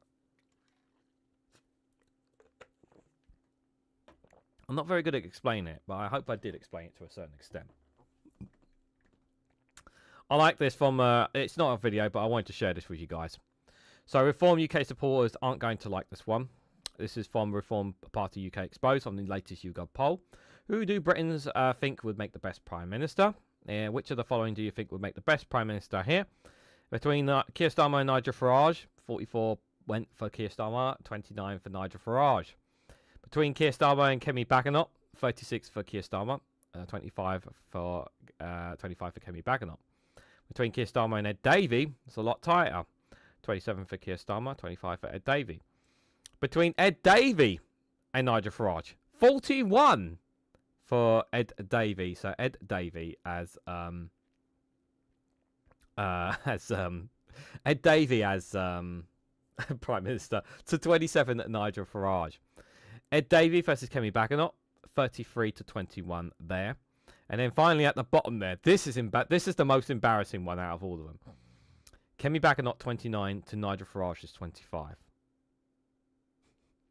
Kemi Badenoch was polled to be a better Prime Minister, according to YouGov, than Nigel Farage. Gotta laugh about it, guys. Gotta laugh. You gotta have a laugh about it. Kemi Badenoch. Ruth says, hey, Reganelite, can we help finance you going to Clacton and interviewing locals in the street? I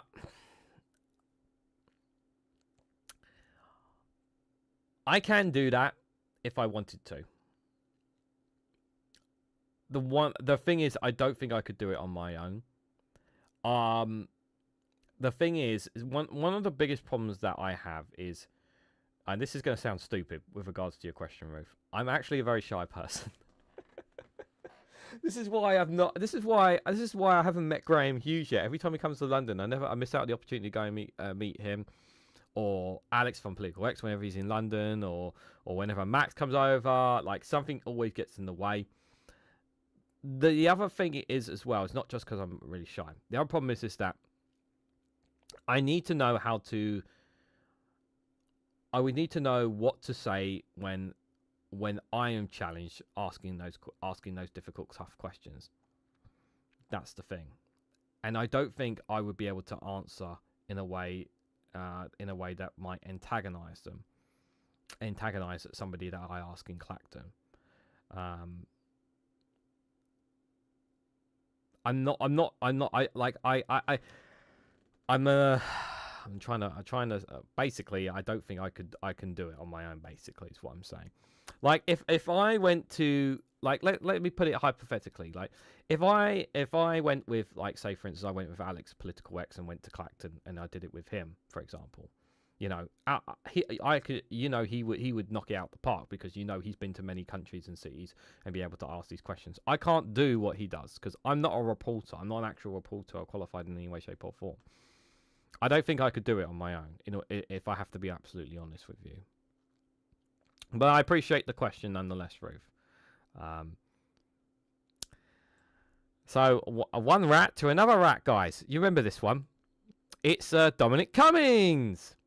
That's right. Dominic Cummings has told... oh, that's it. I'm part dyslexic as well. So sometimes if some questions get hit at me at certain things, I wouldn't know how to respond to them as well. I think that's the other thing. Part dyslexic as well. So Dominic Cummings has told Sky News that he thinks Nigel Farage could be the next Prime Minister if the Reform leader follows his advice. What advice did you give him exactly, Mr. Cummings? You see a scenario where Farage could be Prime Minister? Oh, yeah. Could definitely happen now, yeah.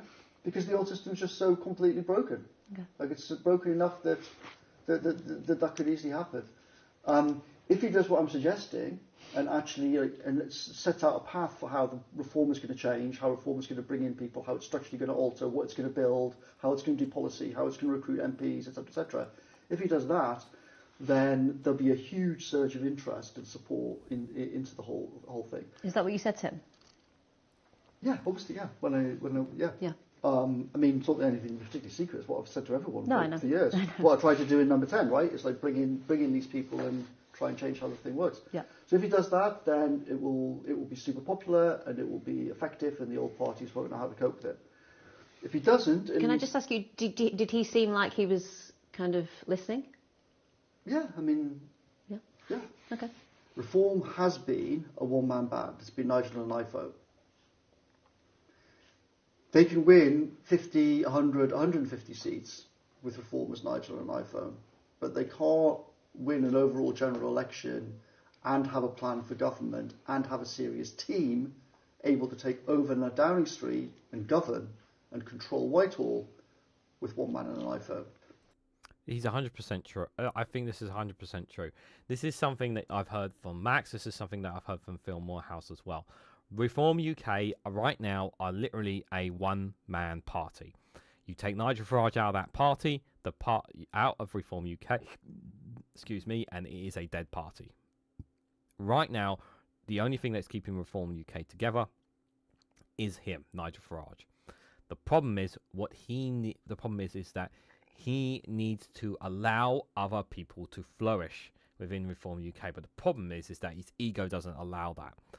And this is what happened to Rupert Lowe, for example, because Rupert Lowe wasn't allowed to have some shine and have some spotlight. He was cast aside. Everyone else has to toe the line. Well, what Dominic Cummings says here makes a lot of sense. If Reform, maybe not the next general election, but the election after, if they generally want to be in government, this is what they will have to do. And I kind of agree with him here. Can Farage stand up in 2028 on a platform and say, look at the 10 people on this stage with me. This is going to be my Shadow Chancellor. This is going to be my Home Secretary. Man for man, woman for woman, these 10 people are obviously better, both than the current farce in the Cabinet and the current farce in the Tory party. Look at me. Look at these people. Mm-hmm. If you imagine that they go through a transition and they could do that, then British politics is going to be in a completely different state. Yeah. And what about a pact with the Tories, maybe? Would that work, do you think? All depends how the cards fall. I mean, Kemi can't do it, obviously, but she'll be gone. But also, it's quite possible that the Tories have just kind of crossed the event horizon and actually aren't salvageable. Like, everyone sort of assumes that because they've always been around, then like somehow there must be at least one last chance for them to turn things around. But it's possible that that chance is actually in their past and doesn't exist. Interesting. He thinks that the Tories are gone. He thinks that the Tories are gone there. I don't know if they're completely gone yet. I actually think their next leader, and if it's Robert Jamrek, then God help them, but they need to get rid of Kemi Badenoch now. The longer she stays in charge, the more the party continues to deteriorate. That's the reality of the Conservative Party. It is entirely possible the Conservatives could embed themselves with Reform. But there's also a counter-argument that there's a lot of people who support Reform UK who do not want Reform UK to associate themselves with the Conservatives. At the same time, Nigel Farage has consistently said we're not going to cooperate with the Conservatives. We want to destroy the Conservative Party as well. So that's the kind of interesting. I thought it was quite interesting from Dominic Cummings. And yes, I know this is the guy that couldn't read these glasses for the whole castle thing. And yes, I know this, and we know this guy was very petty, and we know guy assumed power out of Boris Johnson and whatnot. But I do think this is probably worth listening from him, from his perspective on it. That is for sure. Because remember, this guy held the power under Boris Johnson and the Conservatives in number 10. It's really important to remember that. Nigel Farage says the International Court of Justice is not legitimate and has too much Chinese influence on it. The ICJ is part of the UN. All UN members are automatically signed up to it, and they elect its judges. How is it legitimate? And is Farage proposing that the UK leaves the United Nations? Vic Cummings is touting for work. Is Cummings still up in the Rose Garden? I don't think he's touting for work with Reform UK. I don't know. It's possible, because I remember in the run-up to the general election, he was talking about the possibility of setting up his own party, but that never really came to fruition. Touting for work to sway in his favour, says Ruth. Yeah, possibly. We just don't know for sure. But isn't Labour the new Tory party? Says Simon says 55. I think it's too early to say that. Too early to say that. I've always said that I always say I'll wait to see where we are at Christmas. I want to see at Christmas where we are. Where we are by then before making before now. I understand why people call them red Tories, especially by some policies and actions that they've made and comments. I totally get that premise. Anyway, let's hear what the Frogman had to say. There was absolutely zero legal necessity to give away the sovereignty of the Chagos Islands. No. Now, this is where he's absolutely wrong. The Chagos Islands never belonged to the United Kingdom. We expunged the people, the Majoris people, from their islands that were their lands, their homes. We expunged them and we took the islands from them. Those lands have and have always been belonged to them, and the international courts put in a law stated that those lands do not belong to the United Kingdom but belongs to those people, and we have to, by international law, give those lands back. That is what we are supposed to do. We took those lands against them. We took them by force. Okay? We don't need those lands. And in the deal, we still have control of Diego Garcia, the UK-US airbase, for at least 100 years, with an option to extend it even further. So I don't know why he's making a mountain out of a molehill out of this, but apart from to try in any way, shape or form to break us up from our friends and allies and from international laws, because that's exactly what he's trying to do here. None whatsoever. An advisory judgment from a court that is not legitimate and that has too much Chinese influence in it. That's absolute bollocks.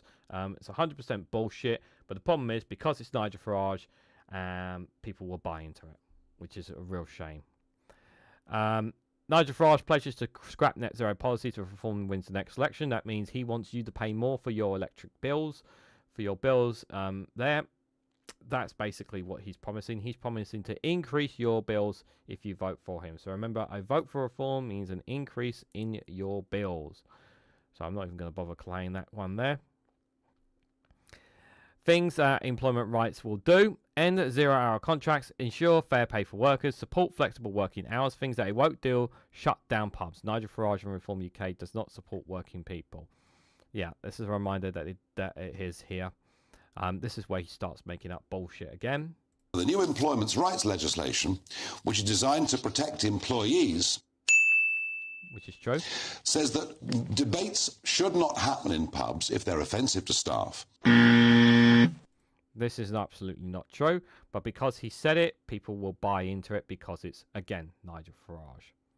I mean, you must have closed the pubs down. I mean, yeah, the problem is that people, because he says it, people will buy into it. And so, yeah, absolute load of bollocks there. Is any of these other ones worth really saying? I've got to address this one. So Nigel Farage says he wants to make it absolutely clear that Lucy Connell should not be in prison. Do you agree with Nigel? Of course not. And this Twitter account tells you a lot about what their politics really are. The British Patriot. Yeah, says a lot about them, doesn't it? I want to make it absolutely clear. Lucy Connolly should not be in prison. That's right, because if somebody advocates the burning down of a hotel of people inside it, they should not be forced to go to prison, because it's fundamentally against their free speech to advocate and call for the burning and killings of asylum seekers, of migrants in any way, shape or form. You know, there's nothing wrong with calling for that, guys. Nothing wrong with it at all. This is what Nigel Farage is trying to say. If you say that you're going to threaten somebody's life, it's okay, guys. It's free speech. This is essentially what Nigel Farage is trying to imply here. The sentence that was given to her was absolutely excessive. And while she should not have said what she said, understand there were millions of mothers at that moment in time after Southport feeling exactly the same. Yeah, and guess what? They realised that if they said what they said, they would face those consequences as well. But she knew exactly what she said, and rightfully so, is facing the full wrath of the law. We also find it appalling that there is now open discrimination in employment, in employment advertising against white British people.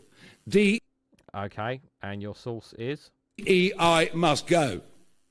We are a party that believes in meritocracy. We're a party that does not accept that somehow there is something uniquely awful about the British people or about our past. We believe the opposite. We actually believe that the British people are... Yeah, I think I've heard enough of him here.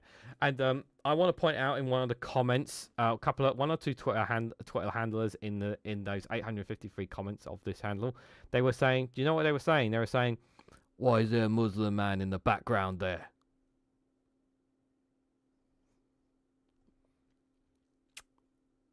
Tells you everything, doesn't it? And the first comment who said that got about like 5-6 likes on their tweet. Tells you a lot, doesn't it? Really does tell you a lot about them. But yeah, I think that's enough of Nigel Farage. I'm going to leave Gaza. I was going to cover Gaza, but I'm going to leave Gaza. Hold on, there was one there. I want to share this one of Dominic Cummings on Boris Johnson here as well. So I want to do one or two more, and then we'll go to the funny video, because we are going quite long here. Just a reminder, guys, if you want to financially support me and the Democratic Penguins Republic, you can do so by leaving a super chat down below to help reach our goal for this evening, or by becoming a YouTube member for as little as 99p. If you could do either one of those, it'd be greatly appreciated. Thank you guys so much for your support. It really does mean a lot to me.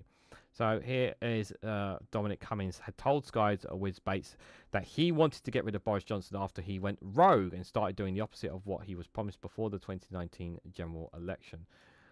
Again, I do think this is worth listening to in full, guys. He just started completely lying about everything and rewriting history, and then a lot of the media just kind of went along with it. That was bad. But then also, like on area after area, the way in which he just started doing the exact opposite of what we said we were going to do was bad, very bad.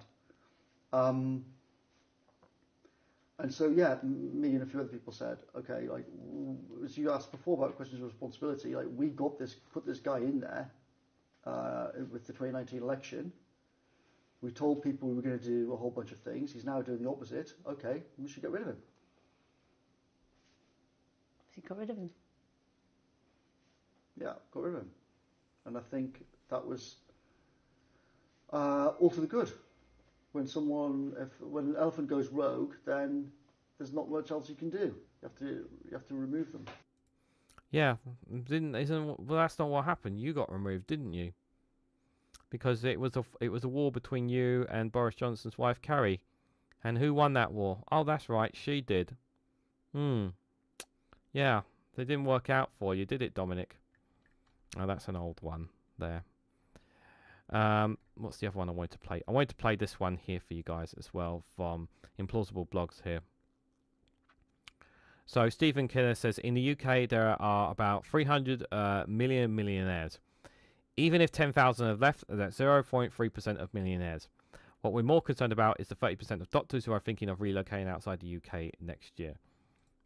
I'm just going to open up the whole context before we play the video. One way or another, we need to balance the books. We need to find the money for that. Our proposal is a modest one. The Patriotic Millionaires UK Group have proposed an annual 2% wealth tax on net assets exceeding £10 million. This measure would target approximately 20,000 people, or about 0.4% of the UK population, and it's estimated to generate up to £24 billion per year, guys. £24 billion per year. Think of what that money could do, guys. You know, I love this. Very important to debunk the narrative of lots of people, lots of rich people are all leaving in droves in the UK. It's just bullshit. It really, really is bullshit. There are some leaving, but not in the numbers that they're exaggerating, by the way. Thank you, Alistair Keir, for the £2 super chat just to hit the goal. Much appreciate the support, my friend. Thank you so much. I really do appreciate it. Bojo stopped doing what you told him. What you told him, Dom. Yeah, that's exactly it, Rosemary. That's exactly it. So yeah, let's just listen to what they say here. the flight out of the UK. And let's be honest, nobody really knows how many people have moved. I mean, the study that everybody's referring to, the one that Greg mentioned with the 10,800 number, comes from a firm that did, in good faith, they essentially, as I understand it, because a friend of mine was at an event they ran yesterday, they, in good faith, looked on LinkedIn at people who changed their location, and then they extrapolated from that, and they said what they came up with was a projection. So nobody's saying that they think that 11,000 people have left. They're just saying, based on the small sample, if we stretch that out. But to put that into context, in the UK, there are about 3 million millionaires. I mean, there were 2.5 million about 10 years ago. It's now up to 3 million. So even if let's take the figures at face value, even if 10,000 had left, that would be about 0.3% of the millionaires in the UK who would have left. So a tiny fraction. What we're at PM UK more concerned about is the 30% of doctors who say they're thinking of relocating out of the UK in the next year. So one way or another, we need to balance our books. I mean, we need... I mean, I can see Greg nod. I think we're all in agreement on the fundamentals of this discussion, actually. It's about how we achieve it. This country needs investment in infrastructure, in social care, in education, in health, and all these other things. We need to find a way of raising the money for that. Our proposal, we believe, as I say, is a modest one, but let's not pretend this isn't complicated, and let's not pretend it won't have some consequence. The flight out... Consequences, as you said at the end there. Yeah, I'll come to the super chats in just a moment. And I agree, look, like, they are not these guys are not asking for, they're not basically saying, like, we are saying tax the rich, but obviously there is a method of how you tax them. And he's talking about 2% tax, which I agree with. I also agree with Phil Morehouse on his premise that is what he's also said about a land tax, because obviously we should tax the land assets of some of the wealthiest in society as well. That makes logical sense as well. We should be gaining and generating revenue from the wealthiest in... Excuse me. Sorry, it's the water, guys. We should be gaining the revenue that we need, the funds that we need to be able to improve our public service, to improve our healthcare, to improve lives, to improve basic necessities, to help with our bills and all sorts of things. The money should be coming from the wealthiest people in society. You know, it's talking about balancing the books here. The people on the lowest in society, those who are on benefits, those who are struggling. Now, yes, there is this argument, and yes, I understand the concern that people have, and rightfully so, about the increase in cost to the benefit system, because the benefit system and the amount of money from the benefit system is going up every year. And the reality is, I have to say to those people who want to see less the consistent increase in benefits entitlements to stop, that's not going to happen in one way, shape, or form. Because guess what? AI, artificial intelligence, ChatGPT, that kind of stuff is going to be replacing over time, not straight away, but over time, it's going to be replacing a lot of work that normal jobs would be, that some jobs that require paperwork to do or require a person behind a computer screen to do are going to be doing. So you are inevitably going to have more people on the dole, which is why, hence, you go down the whole universal basic income, which we talked about as well. But those who have money sitting in assets, those who have wealth here in the UK, and it may need to pay their fair share of tax. But not only that, we need to close the loopholes of where they're allowed to get take that money away as well. Now, obviously, I'm not a tax expert, but it's not rocket science. Literally, he's saying here, if there are 3 million millionaires, just imagine imagine if we took £1,000 out of each one of those millionaires. That's not going to hurt them. Like, you could do, basically, let's do the math right now. What's 1,000? I'm going to literally do the calculation now. What's 1,000 times 3 million?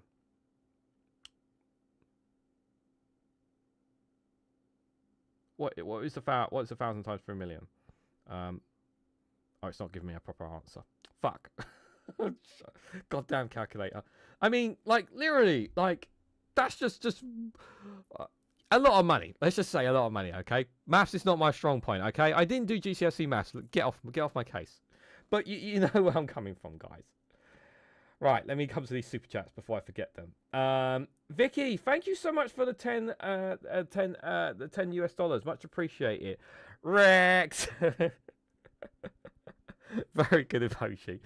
Thank you so much, Vicky. That's very, very generous of you. Much appreciate your support. Thank you. That's very kind of you.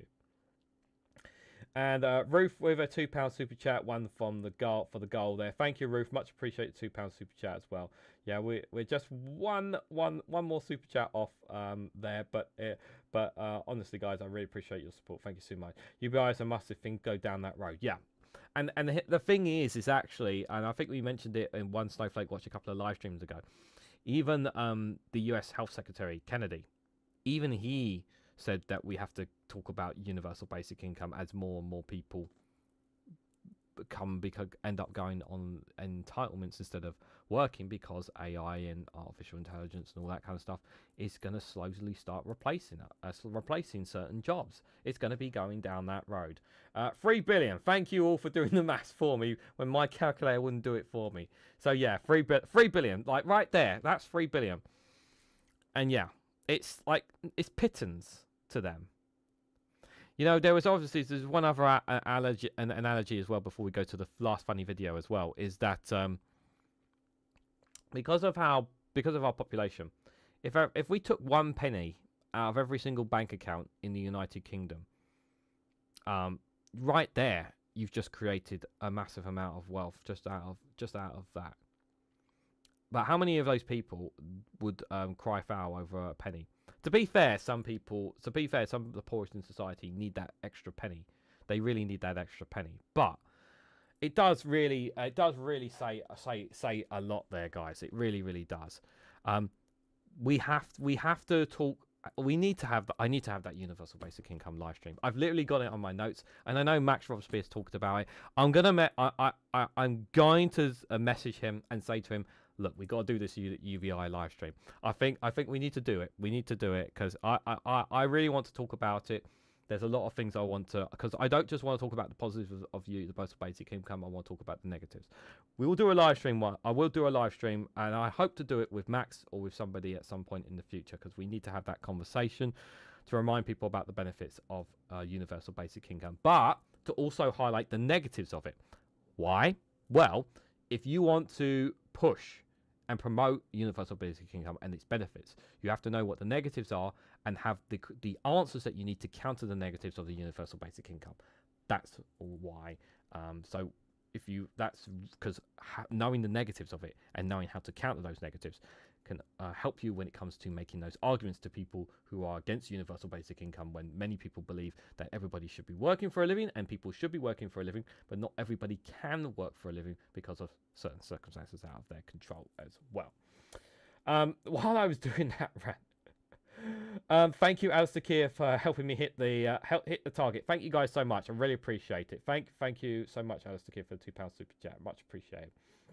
Rosemary says, how about taxing energy companies and the multinationals like Starbucks, etc., who made massive profits and paying negligible tax? Another great idea. Thank you for that comment, Rosemary. Another great idea there. Yeah, definitely. We should definitely be doing that. Ruthie was waiting for privatisation of the NHS. Rosemary, don't worry. If you can't do a super chat, don't worry about it. I mean this sincere. Let me just go to the other super chats before I point this out here. Thank you so much, Dave McGuinness, for the £5 super chat, my friend. Thank you for your support, and I really mean this when I say this sincerely. Thank you, Dave McGuinness, and what you and Dave Mulligan do for the Two Davies YouTube channel, the funds that you raise for that channel, and the work it does to go to so many charities and organisations in Scotland that make and improve thousands of people's lives in Scotland. It really does make a difference to people's lives. What it does, and it is down. I know it's not you directly, but it's the generosity of other people. But obviously, you take that money and you get it out there to the organisations that need it, and obviously that takes time and effort from your part. So it really is wonderful. Wonderful. You have an amazing community, and really does change lives of people, the generosity of people who support the work. So if you haven't checked out youtube.com/2davies, please do. And Vicky again with another 10 New Zealand dollars. Thank you so New Zealand? US dollars there. Thank you so much for the 10 for the 10 US dollars there. Much appreciated. That's very, very generous of you. I really appreciate your support, guys. Thank you so much. And just finally, before we go to the funny video, because I'm rambling on a little bit here and it's getting late. Listen, I've said this before and I've said this again to everyone, yeah? If you can't afford to do a super chat, if you can't afford membership, yeah, if you are financially struggling, seriously, don't donate, don't gift out memberships, don't become a YouTube member. Look after yourself first. Always take care of yourself, take care of your friends, take care of your family, because that is the number one most important thing, is looking after yourself, guys. That is the number one most important thing, okay? Is the most important thing is taking care of yourself, yeah? Just because I'm promoting super chats and memberships doesn't necessarily mean that that you need to do it. If you are struggling, yeah, it's okay, honestly. Don't feel guilty about not donating or donating a super chat or gifting the membership. Don't feel bad about that whatsoever, guys. I've always said, take care of yourself first, and if you can support me, great. But if you can't support me financially, best way to do so, hitting that like button, sharing it across social media, subscribing to the channel, promoting my channel on other social medias. Just doing that makes a difference, guys. Just doing that makes a difference. It really, really does. And you're not paying out of pocket to do that. Yeah, that's one way you are supporting me. Even if it's not direct financial support, it's still helping me. It's helping promote the channel. So I really want to put that out there. So don't in any way feel guilty or bad about not giving a super chat or whatnot, because the most important thing, I've always said this, is looking after yourself, guys. It really, really is. And thank you, Alistair, you're being really generous tonight. Thank you. And I've got to be up. I've got to be up at 8 AM tomorrow for the Good Morning Show. Thank you for the 5 gifting memberships to Kate Smith, Torchworth F Fan, Mithril, Ginger Lefty, and Madbug 33 have all been gifted memberships there. Thank you so much for the 5 gifting memberships. Much appreciated there. I agree with UBI, but others and also believe in it do. In means testing, that makes. But I do believe in means testing. It makes no sense to me. There are lots of ways. There's lots of conversation about UBI, because it's not just about one form. There's all sorts of formats to think about that as well.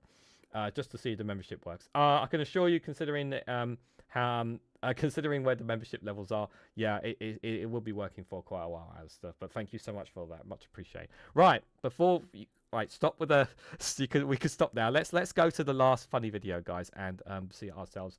Before I see ourselves out. Of course, I saved the funniest for last, guys. How can we not have our usual Caroline Levitt press briefing here? And hope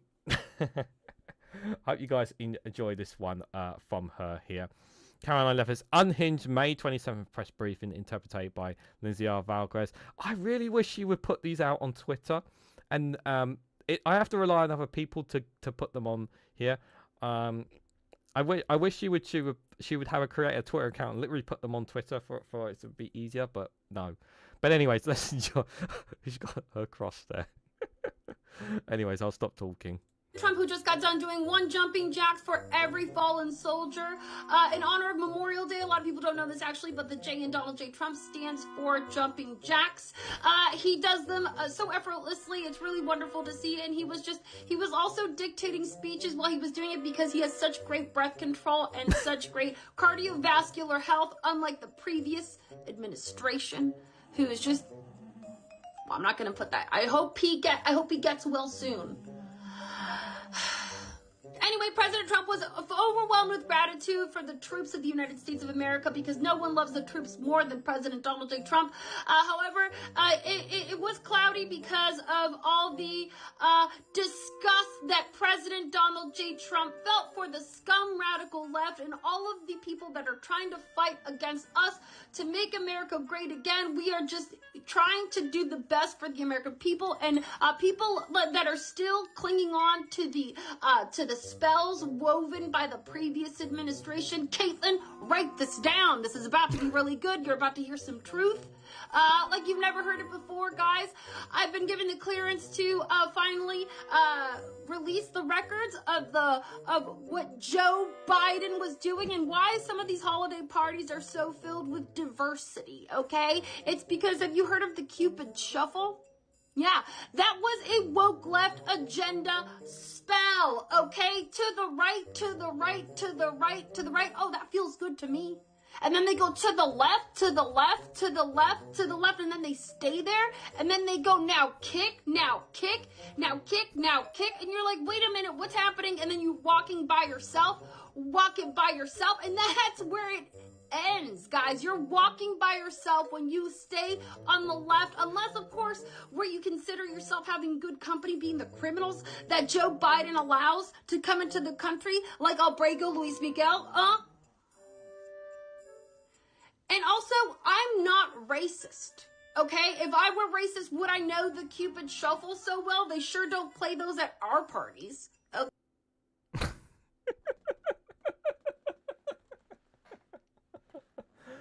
Oh, don't ever stop doing these press briefings.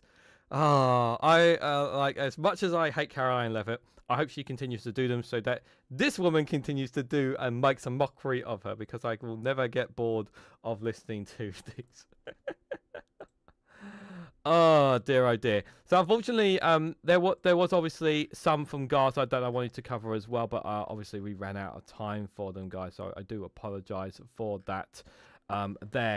Just before we head out, because I know it's late for some of us, just quickly a reminder, I will be back tomorrow at 8 a.m. for another Good Morning with Reganelite. Join me for it, so I'll tell you my next, where we went next on our trip in Wales, guys, because I told you guys this morning where we went up Penlefen Mountain. I'll tell you guys the next, what we did for the following day, as well as look at some of the news in the UK, some of the papers and what they're saying, some of the papers, not papers, but what the websites are saying there. So join me tomorrow at 8 a.m. for that as well. And then Thursday evening, 8 p.m, I'll be covering news on America. So we'll be covering more news on America. Some follow-ups of what we've been covering tonight as well, and perhaps some new developing stories as well. So do join me for that on All Things on America. That will be tomorrow at 8 p.m. A reminder, there'll be another Good Morning on show on Friday, and then there will be another live stream Friday evening at 7 p.m. called the Snowflake Conflict. It's not one I do very often, but whenever I pull out for you guys, well, I really want to catch up on some other conflicts that I haven't really talked about for quite a while. What's happening in Haiti, what's been happening in Sudan, what's happening in Myanmar. So I really do think they're really important to talk about. So that will be Friday at 7 p.m. If you're not sure when live streams are dropping, go to my homepage on youtube.com, right here on youtube.com/Reganelite, which some of you guys are on, and you'll see at the top of the tab when the next live streams are going to be, so you'll know when I'm going to be going live. So if you can come to those live streams, great. If you can't make it, that's totally fine too. But I want to thank you guys all for coming along. Thank you guys so much for the super chats today. Really appreciate your support, guys. Very generous support today, guys. Really do appreciate it. It really does keep me going. Especially, like I said at the start of the live stream, that the views have been very low this week. So no worries, David, if you can't make it, but it's all well and good, my friend. It is 8 a.m. in the morning is very early for some, so it's totally fine, my friend. Totally fine. But yeah, thank you guys so much for all your support. Thank you, Alistair Keir, for the gifted memberships as well, and thank you for those who gave super chats as well. Have a wonderful evening, whatever you guys are doing. Of course, I can't not see the gang behind me as well. Ollie has turned off the orb again. I've had this discussion with him, so I do apologise. And the lava lamp is there in all of its glory. And Pingu also there, wanting to say thank you for you guys for the support. The proceeds won't just come to supporting the channel, but obviously the Democratic Penguins Republic and their continued fight against Donald Trump. I've been told that negotiations are in advanced talks between Pingu and President Trump's administration, apparently. So perhaps there will be a reduction in tariffs on fish at McDonald's Island, but we'll have to wait and see on that, guys. So just before I go, I have one last thing to say. If you haven't already, please hit that like button. We greatly appreciate. Share this across social media so others are notified of this live stream. If you haven't subscribed already, please consider subscribing, because it really does help support the channel. And if you want to financially support me and the work that I do here, you can do so by becoming a YouTube member for as little as 99p. Or you can even join me on Rumble or Patreon. Links for them down below for exclusive content on those platforms. And did I tell you that some of that content is free as well? Yes, it is. So thank you all so much for watching, and I hope to catch you all very, very soon.